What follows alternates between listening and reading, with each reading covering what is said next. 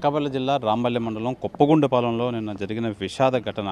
దర్శిని 14 ఏళ్ల బాలిక దర్శినిని అతి ఘోరంగా చంపిన సురేష్ అనే యువకుడు ఇంటికెళ్ళి కత్తితో అయితే నరకడం అయితే జరిగింది. అయితే ఈ నేపథ్యంలో దర్శిని బాడీ అయితే నిన్న అనకాపల్లి ఎన్టీఆర్ హాస్పిటల్కి అయితే తరలించారు. అయితే ఇప్పుడు మనం అనకాపల్లి మార్చిరి దగ్గర ఉన్నాం. వాళ్ళ బంధువులు, వాళ్ళ తండ్రి మనతో పాటు ఉన్నారు. అసలు ఏమైంది, ఏం జరిగిన సంఘటన ఏంటని చెప్పి తెలుసుకునే ప్రయత్నం చేద్దాం. రమణ గారు, అసలు ఏం జరిగింది అసలు నిన్నైతే సార్ నేను ఉదయాన్నే 8 గంటలకి పాపని ఎక్కించుకొని స్కూల్కి తీసుకెళ్ళాను. బైక్ మీద అక్కడే దింపేసి హై స్కూల్ సార్ రాంబిల్ జడ్పీ స్కూల్ హై స్కూల్లో అక్కడే దింపి నేను మామూలుగా డ్యూటీకి వెళ్ళిపోయానండి నేవీలోకి. తర్వాత నేవీలో 6-7 నిమిషాలు అయిపోతురికి నాకు ఫోన్ వచ్చింది ఇంటి దగ్గర నుంచి. మా ఇన్ఛార్జ్ ఒకరు దర్శనికి ఏదో బాగోలేదంటే నువ్వు గమ్మున వచ్చాయని. ఈలోగా మా తమ్ముడు అక్కడ ఉంటే ఆడు కొంచెం దగ్గరలో ఉంటే దర్శనికి బాగోలేదంటే నువ్వు కొంచెం బేగ వెళ్ళు, నేను వచ్చేస్తున్నాను బయలుదేరాను అన్నాను. రాబోతురికి జనాలు ఉన్నారండి గుంపుగా. ఏమైందంటే దర్శిని నరికేశారు. దర్శిని అంటే గతంలో జరిగింది ఏంటంటే, ఈ ఒక సురేష్ అన్న వ్యక్తి ఈ అమ్మాయిని ఏదిస్తూ మాకు ఒకవేళ మాకు చెప్పితే కత్తిచ్చి పొడిచేస్తాను, మీ అమ్మని పొడిచేస్తాను, మీ నాన్న నరికేస్తాను, లేకపోతే నిన్ను చంపేస్తానని ఏదిస్తూ మానసికంగా గురి చేశాడు. దాని గురించి అది కొంతకాలానికి మాకు ఒకరోజు మా ఇంటికి వస్తే తెల్లారుజామున మా ఆవిడ ఒకటిలో ఉన్నవాడిని చూసి కేకలేగా వీడు పారిపోయాడు. నేను లెగిసి రాబోతురికి అప్పుడు మా అబ్బాయికి మళ్ళీ ఫోన్ చేసి ఇలా మీ ఇంటికి వెళ్ళాను, నేను దర్శనం చూడనాకని అటు చెప్పడంతో మాకు చెప్పడంతో మేము నేరుగా కాకుండా మా పంచాయతీ ప్రెసిడెంట్ హరిగారిని దగ్గరికి వెళ్ళి సంప్రదించి ఆడికి ఏమన్నా నువ్వు బుద్ధి చెప్పుతావా పెద్ద మనుషుల్లో పెట్టి, లేకపోతే మాకేదన్నా నచ్చిన పని చేయమంటా అంటే ఆడు పిలిపించి ఆడు మందలించి ఇటుపైన ఏమన్నా జరిగితే నీ కాలు తీసేస్తారు వీళ్ళు అని మందలించడంతో సారీ చెప్పి ఆడు మామూలుగా వెళ్ళిపోయాడు సార్. వెళ్ళిపోతే ఇంక సర్లే ఇంకా ఏదో అయిపోయిందని మాకు మనస్ఫూర్తిగా మొత్తం తెలియక ఆడేదో ఏ దొంగతనానికి వచ్చి ఉంటాడని మేము కామ్గా ఊరుకున్నాం. ఒక 4-5 రోజులు ఉండి తర్వాత బయటికి వెళ్ళిపోయిన తర్వాత అక్కడి నుంచి ఫోన్ చేస్తూ ఇలాగ మీ అమ్మాయికి నాకు సంబంధం ఉంది, అది ఉంది, ఇది ఉంది, ఇలా ఆడుతుంది, ఈడుతుంది, ఇలాగ లేని అని నువ్వేం పీకుతావు, ఏం చేస్తావు అని ఇలాగ నాకు ఫోన్లు చేసేవాడు, మా అబ్బాయికి చేసేవాడు అండి. సరే అయితే ఎక్కడున్నారో ఒకసారి రా అన్నా, నేను రాను అలాగే. అప్పుడు పోలీస్ కంప్లైంట్ ఇచ్చాను సార్, ఇలా జరిగిందండి. పోలీస్ కంప్లైంట్ ఇస్తే వాళ్ళంతా ఇచ్చేసి వాళ్ళని మా అబ్బాయిని తోడు తీసుకొని వాడిని వెతకటానికి కేసు రాసి వెతకటానికి బయలుదేరారు. మొత్తం మీద ఎలాగైతే దొరికిన తర్వాత ఇవన్నీ పరిశీలించగా ఫోకస్ కేసు పెట్టిన తర్వాత ఒక 2 నెలల పాటు సెంట్రల్ జైలు తీసుకెళ్ళారు. ఆ 2 నెలలు కూడా ఇలాగనే అప్పుడు సెలవుల టైం మా వదిన గారింటికి మా పాపను పంపేశాను. ఇంకా ఇక్కడ మళ్ళీ సెలవులు మళ్ళీ స్కూల్ పెట్టారు సార్. ఎలాగ తప్పనిసరిగా తీసుకొచ్చాను. ఈలోగా ఏ హాస్టల్లో వేద్దాం అనుకున్నాను, గవర్నమెంట్ హాస్టల్ చూశాను కానీ ఫిలప్ అయిపోయి అప్లికేషన్ పెట్టాను కానీ సీట్లు ఫిలప్ అయిపోయి అవ్వన్నారు. రమణ గారు, ప్రధానంగా మీ పాప ఏం చెప్పేది, అసలు ఇలా ఇబ్బంది పడుతున్నాడు ఏంటి అని చెప్పేది? నేను ఎప్పుడు అలాగా నాకు చెప్పేది కదండి. నేను ఎందుకంటే ఏమ్మా బాగానే వస్తున్నా అంటే, నాన్న నేను బస్సులోనే కదా వస్తున్నాను అని నా ఖాళీ ఉన్న టైంలో చూసుకుండేవాడిని.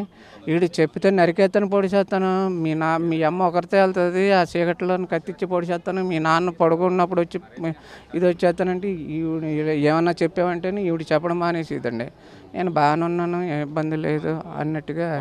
పాప అంటే మనకేంటి చిన్నపిల్ల కదండి, దీనికి ఏ లవ్ గివ్ ఇలాంటివి ఏమి ఉండవు కదా, అలాంటి పొజిషన్లుగా ఉండలేదు కదా అన్నలేదు. మేము ఇంకా చిన్నపిల్లలాగే చూసుకున్నాం తప్పితే పాపకు వయసు వచ్చింది, ఇది ఏం చేస్తుంది ఏంటని అంత పరిశీలనగా మేము ఇది చేయలేదు. ఆ చిన్నపిల్లలాగే మసులుకుండేది చిన్నదాని ప్రధానంగా ఈ సురేష్ అన్న వ్యక్తి పోక్సో చట్టం పోలీస్ కేసు అయితే పెట్టడంతో అది మనసులో పెట్టుకొని ఇది ఈ దురాఘాతానికి పాల్పడ్డాడంటారా? అదే సార్. ఇప్పుడు దీన్ని మేము పోక్సో కేసు పెట్టామన్న కోపంతో ఈ పాపని ఇలా చేసాడు సార్.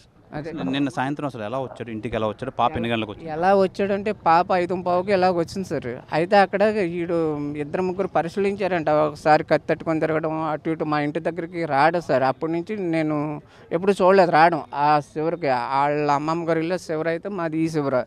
అయితే ఆ ఏరియాలో రాలేదు. నేను ఇంటికాడ లేను. మా మిస్సెస్ కూడా బ్రాండర్స్కి వెళ్ళిపోయింది. పాప సొత్త స్కూల్కి వెళ్ళిపోయింది. ఈలోగా 2-3 ట్రిప్పులు వేసాడు. ఒక బైక్ కట్టుకుని ఇంకొక కుర్రోడు ఉన్నాడండి అక్కడ. ఆడి బైక్ మీద వచ్చాడంట మా ఇంటి పక్కనే.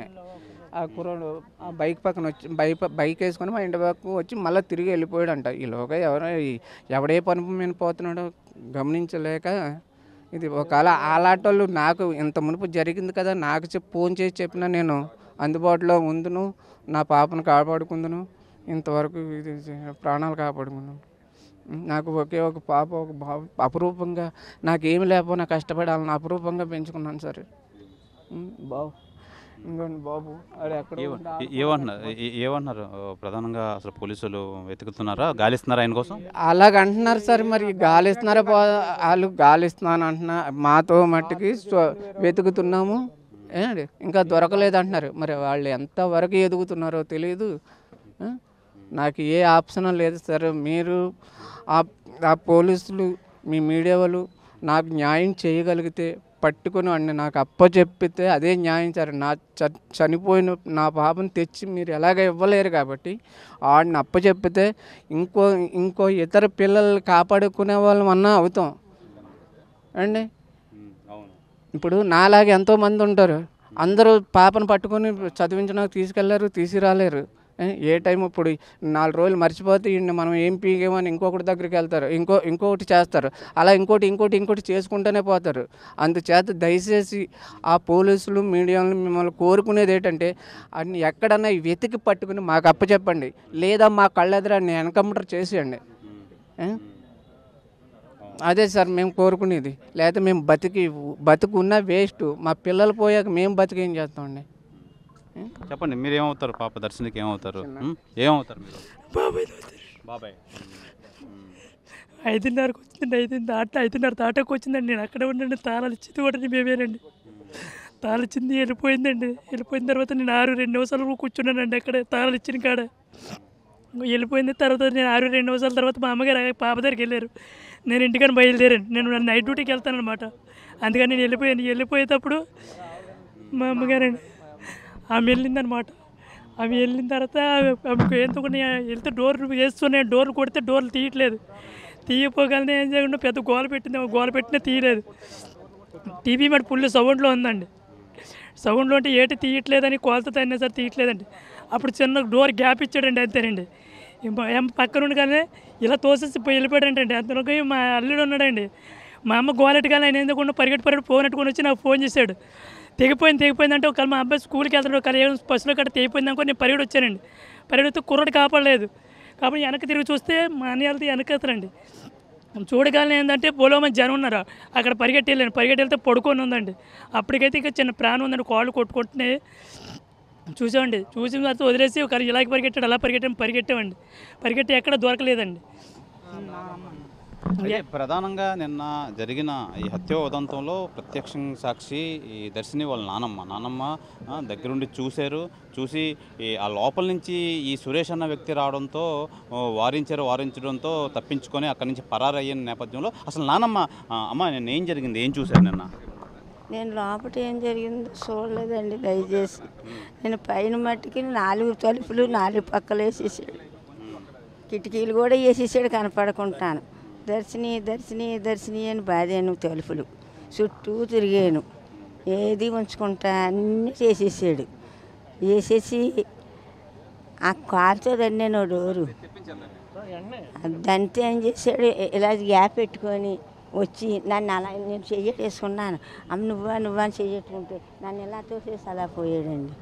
ఇదే దారుణం. నేను కిందగా ఏం చూడదు. లోనికి వెళ్తే రక్తమండలం. కత్తి కూడా అక్కడే వదిలేసాడమ్మా. కత్తి అక్కడే అంత తెచ్చేసారు రాత్రి. 2 ఉన్నాయి. ఇదంతా రక్తం అలా మండం గడిసింది.